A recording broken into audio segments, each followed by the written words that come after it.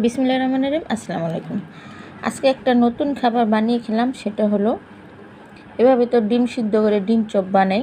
তো আজকে ডিম কি করেছি, ডিম পেঁয়াজ ধনেপাতা কাঁচামরিচ দিয়ে ভেজে পরে ডিমটাকে বেসন দিয়ে ভেজেছি। তো খেতে এত ভালো লাগছে, ভাবলাম আপনাদের বলি, আপনারা একদিন এভাবে ট্রাই করবেন। আমরা যেই ভাত খাওয়ার জন্য যে ডিম ভাজি, সেই ডিমটাকে ভেজে দু টুকরো করে বেসন দিয়ে ভেজে নেবেন, দেখবেন খেতে অসাধারণ, মাশাআল্লাহ দারুণ হয়।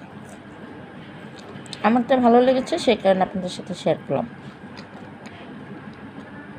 আপনারা একবার হলেও বানিয়ে খাবেন আর আমাকে কমেন্ট বক্সে কমেন্ট করে জানাবেন সত্যি আপনাদের কাছে ভালো লাগছে কিনা। আপনারা সকালে ভালো থাকুন, সুস্থ থাকুন। আজকের জন্য এখান থেকে বিদায় নিচ্ছি। আল্লাহ হাফেজ।